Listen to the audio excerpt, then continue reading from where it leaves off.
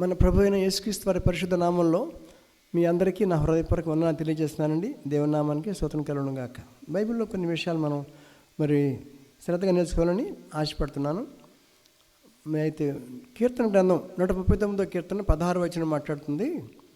నేను పిండమునై ఉండగా నీ కన్నులు నన్ను చూచెను, నియమించబడిన దినములో ఒకటైనను కాకమునిపే నా దినములన్నీ నీ గ్రంథములో లిఖితములైన అంటాడు. ఏంటండి 139వ కీర్తన 16వ వచనం ఏమంటుందంటే, నేను పిండమునై ఉండగా నీ కన్నులు నన్ను చూచాను. పిండంగా ఉన్నప్పుడే తల్లికి మనం చూసా అంట. దేవుని నామమున మహిమ కలుగును గాక. అయితే ఆ మాట జాగ్రత్తగా గమనించాలి. ఒక మాట మళ్ళీ రిపీట్ చేస్తాను.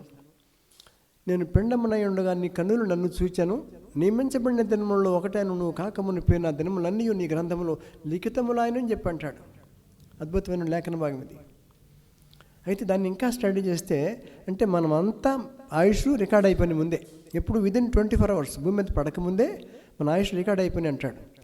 అయితే దినములన్నీ అన్నప్పుడు అక్కడ కింద ఫుట్ నోట్లు అంటాడు, అవి నిరూపించబడుచుండగా అంటాడు. అవయవాలంట నిరూపించబడుచుండగా అవన్నీ నీ గ్రంథములో లిఖితములు అని చెప్పి రాశాడు. అంటే బిడ్డ పుట్టిన 24 hours లోపే మన జీవితాలు రాశాడు. ఎలా ఇన్ని కోట్ల మంది ప్రజలు పడుతుంటే ఎలా రాస్తాడు జీవితాలు అని చెప్పేసి అనుకున్నాను నేను. మన చిన్న మీకు చిప్లోనే మనం కంప్యూటర్స్ వచ్చాయి కదండి, ఇవన్నీ ఇంటెల్ చిప్స్ అని రకరకాలుగా మీకు తెలిసిన కంప్యూటర్ యుగంలో ఉన్నాం మనం. ఈ కంప్యూటర్లోనే ఒక చిన్న చిప్లో కొన్ని లక్షల కోళ్ళ ఫైళ్ళు నిక్షిప్తం చేయటానికి మనిషి జ్ఞానం ఇచ్చిన దేవుడు. ప్రతి వారి హృదయంలో ఏమో తెలుసుకున్నాడా, హృదయంలో తర్వాత బ్రెయిన్లో ఏముందో కనిపెట్టగలడు. ఆయన చేసింది ఆయనే కదండి, ఆ చిప్ ఆయన పెట్టిందే. కాబట్టి ఆయన గ్రంథం ఒకటి ఉంటుందట.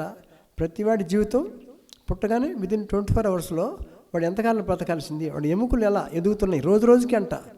ఇవాళ ఎముకలు ఎలా ఉండవు, ఇంకా నెక్స్ట్ డే ఇంక మారిపోతాయి, ఇంకా నెక్స్ట్ డే మారిపోతుంటాయి. అలాగే భౌతికంగా ఫోటోగ్రాఫ్స్ మారిపోతాయి. డైలీ ఫోటోగ్రాఫ్స్ తీసుకుంటాడంట దేవుడు. ఎంత మంచి దేవుడు.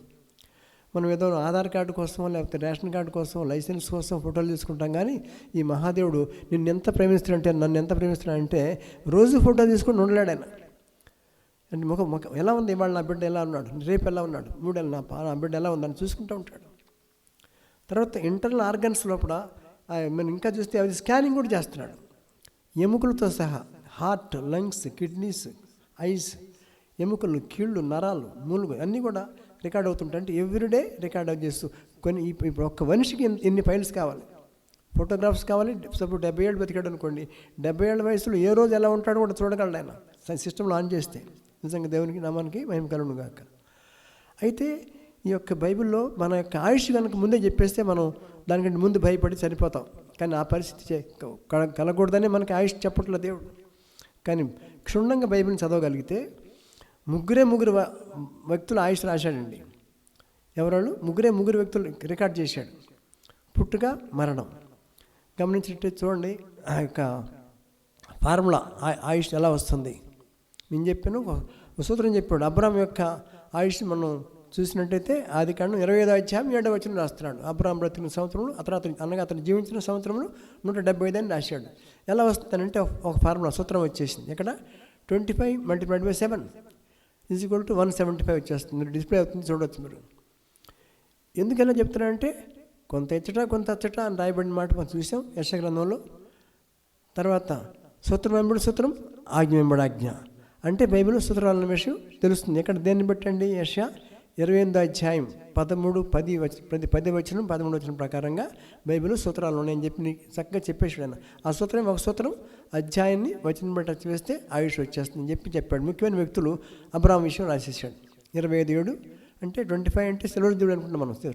సిల్వర్ జూబ్లీ × 7 సిల్వర్ జూబ్లీస్ అండి. అబ్రాహాం ఆయుష్ ఈజీగా నేర్చుకోవచ్చు. 7 × 25 = 175. వండర్ఫుల్. నెక్స్ట్ ఇంకెవరి వయసు రాశాడంటే మీరు సెకండ్ థింగ్ చూడండి. ఇస్సాకు పుట్టక మునుపు రాశాడు. అబ్రాహాం చనిపోయే ముందు రాశాడు. ఇస్సాకు పుట్టక మునుపు దేవుడు వచ్చేసి అబ్రాహాం గారి ఇంట్లో దిగాడు. వాళ్ళు చక్కటి భోజనం చేశారు, విందు చేశారు, భోజనం చేశాడు. వెళుతూ దీవిస్తాడు. ఏంటంటే ఆదికాండం 18వ అధ్యాయం 10వ వచనం మాట్లాడుతుంది. అబ్రాహాము మరుసటి అట నేను ఈ ఋతువులో నేను మళ్ళీ వస్తాను, నీ భార్య అని శాలకు ఒక కుమారుడు కలుగుని చెప్పేశాడు. ఎక్కడ రెఫరెన్స్? ఆదికాండం 18:10. నేను ఆశ్చర్యపోయా, ఏంటి ఇలా రికార్డ్ అవుతుందని చెప్పి జాగ్రత్తగా స్టడీ చేస్తే పుట్టుకు రాసినప్పుడు మనం చావు కూడా నేర్చుకోవాలి. బర్త్ రికార్డ్ అవుతుందంటే డెత్ కూడా రికార్డ్ అవుతుందని గుర్తుపెట్టుకోవాలి. అప్పుడు నేను వెతికినప్పుడు అబ్రాహాం యొక్క ఇస్సాకు యొక్క ఆయుష్ని రికార్డ్ అని చూస్తే ఆదికాండం 35:28 అండి. మీరు గుర్తుపెట్టుకోండి, అందులో 30 పేజీలో ఉంటుంది ఆదికాండం మీ తెలుగు బైబిల్లో. 35:28లో ఏముంది? ఇస్సాకు బ్రతికిన సంవత్సరం 180 అన్నాడు. 180 వచ్చింది. ఎలా వచ్చింది ప్రభు అని అడిగితే అంటున్నాడు సేమ్ ఫార్ములా. ఏ ఫార్ములా? అధ్యాయం ఇంటూ వచనం ఈజ్వల్ టు ఆయుష్. అప్పుడు ఆయన చెప్పినటువంటి రిఫరెన్స్ ఎక్కడ? 18వ అధ్యాయం 10వ వచనం. ఇతను పుట్టింది ఎక్కడ? 21వ అధ్యాయం 3వ వచనంలో ఇస్సాకు పుడుతున్నాడు. అప్పుడు పుట్టాడు, సరే ఓకే, పుట్టడం గొప్ప సంగతి. ఒక సంవత్సరం మళ్ళీ వస్తాను, అప్పుడు శారాకి కుమారుడు, ఖచ్చితంగా శారా కుమారుడు పుట్టాడు.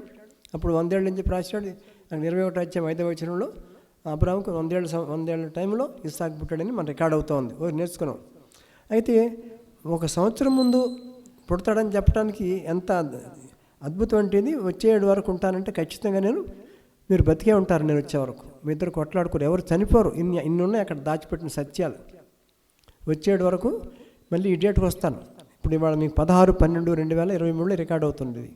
మళ్ళీ వచ్చేటంటే 16/12/2024 వరకు అబ్రాహాం శారాలు మీ ఇద్దరు బతికే ఉంటారు, మీ ఇద్దరు కొట్లాడుకోరు, మీరు డైవర్స్ ఇచ్చుకోరు, ఎవరు చనిపోరనే మాట అష్యూరెన్స్ ఇచ్చి మాట్లాడినట్టే కనిపిస్తుంది. ఖచ్చితంగా 21వ అధ్యాయంలో వచ్చాడు. శారా గర్భం తెరవబడింది, ఇస్సాకుకి జన్మనిచ్చేసింది. దేవుని నామానికి మహిమ కలుగును గాక. ఇది గొప్ప సంగతి నేను అన్నాను. కానీ అతను చనిపోయినటువంటి వయసు 180 years అని రాశాడు. ఎక్కడమా? 35వ అధ్యాయం 28వ వచనం ఆదికాండం రికార్డ్ అవుతుంది. పేజ్ నెంబర్ 30లో ఉంటుంది ఆదికాండం. 180 years ఎలా వచ్చిందని చెప్పి నేను మళ్ళీ ధ్యానం చేసినప్పుడు మళ్ళీ ఫార్ములాకి వచ్చేసాను. ఫార్ములా ఏంటంటే మనం నేర్చుకున్నది అధ్యాయం ఇంటూ వచనం ఈజ్వల్ టు ఆయుష్. కాబట్టి ఆ దేవుడు చెప్పినటువంటి రిఫరెన్స్ ఎక్కడ? 18వ అధ్యాయం 10వ వచనం. చిత్రం ఏంటంటే వచ్చాడు అన్నాడు కాబట్టి వచ్చాడంటే సుమారు ఎన్ని మాసాలు పడతాయండి కరెక్ట్గా? వచ్చాడు ఇదే ఋతుకు రావాలంటే ఖచ్చితంగా 12 మాసాలు పట్టాలి.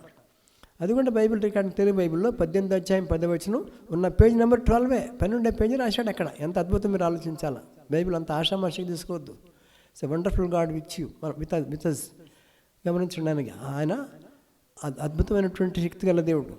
ఆయన అనంత జ్ఞానం రాశాడు. 1 సమయం 2వ అధ్యాయం 3వ వచనం. అనంత జ్ఞానం ఉంది ఆయనకి. మనకి నీటి బొట్టులుగా మనకి ఏం తెలియదండి బైబిల్. కానీ క్షుణ్ణంగా జ్ఞానం చేసి ఆయన సన్నిధిలో కూర్చోగలిగితే ఆయన మాట్లాడే దేవుడు. నేను అలా నేర్చుకున్నాను. ఎవరు చెప్పింది కదా ఇది, ఎక్కడ విన్నది కాదు. కాబట్టి 1810లో చెప్పాడు. మరుసటి అట కవుగిట కుమారుడు అని చెప్పి వెళ్ళిపోయాడు. కానీ ఇప్పుడు ఫార్ములా ఏంటి? అధ్యాయం ఇంటూ వచనం 18x10 ఎచ్చని చెప్పండి. 18x10 180 వచ్చేసింది కదా. అద్భుతం కదా, ఎంత గొప్ప దేవుడిని కనుగొన్నాం. కాబట్టి ఇప్పుడు అయితే వచ్చాడు పుడతాడని చెప్పి మాట గొప్ప సంగతి కాదండి. కానీ అతను ఆయుష్ 180 అని చెప్పడం ఎప్పుడు? ఇంకా పుట్టలేవాడు ఆ కుర్రాడు. ఇంక ఇస్సాకు పుట్టలేదండి. పుట్టక ముందు 1 year ముందు చెప్తున్నాడు ఇతను పుడతాడని చెప్పి. అది గొప్ప సంగతి కాదు. అతను వయసు 180 years అంటాం అనేది గొప్ప సంగతి.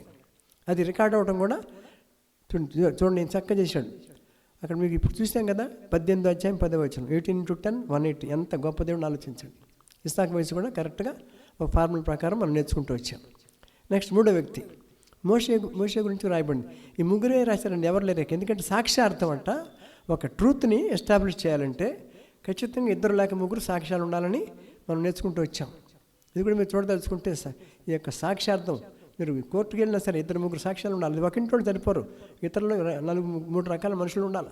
లేకపోతే యాక్సెప్ట్ చేయదు, ట్రూత్ బయటపడదు, ట్రూత్ యాక్సెప్ట్ చేయబడదు, సత్యం ఎస్టాబ్లిష్ చేయబడదు.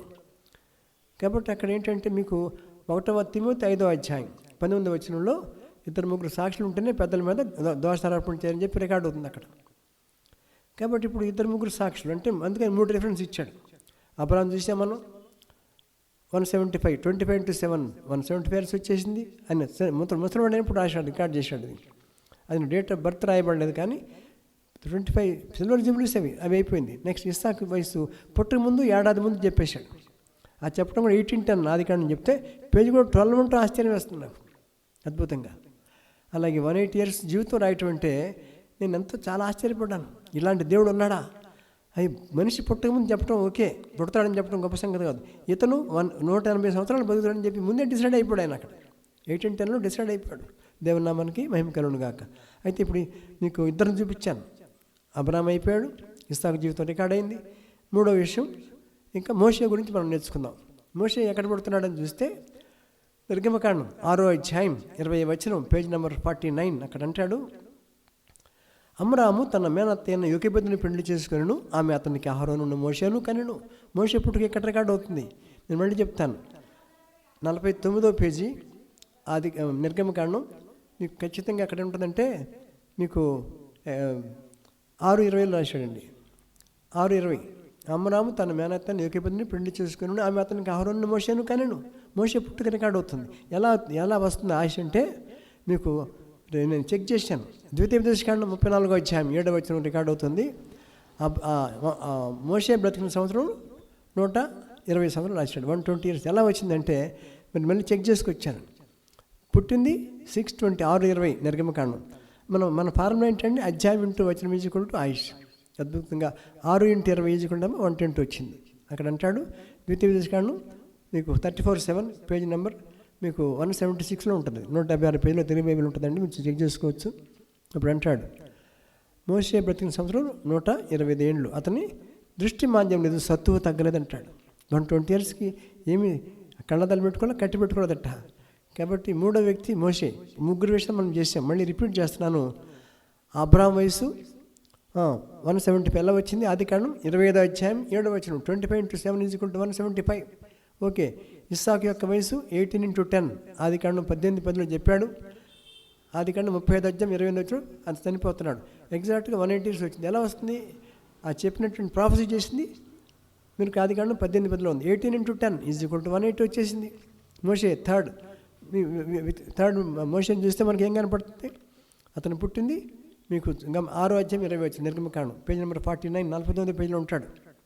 అమ్రాము తన మేనత్తైన యోకెబెదుని పెళ్లి చేసుకుని ఆమె అతనికి అహరోను మోషేను కనెను. కాబట్టి మోషే పుట్టుక అక్కడ 6:20 పెట్టాడు.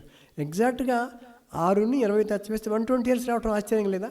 దేవుని నామమున మహిమ కలుగును గాక. ఇవన్నీ చూస్తే A for Abraham first reference, I for Isaac, M for Moses. గమనించండి. A for Abraham 170 years, I for Isaac 180 years, M for Moses 120 years.